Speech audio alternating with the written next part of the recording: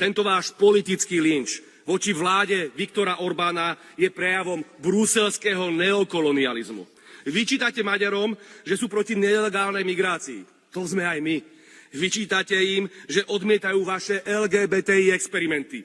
Aj my ich hrdo odmietame. A vyčítate im, že majú korupciu a sami financujete zlaté záchody na Ukrajine. Bravo!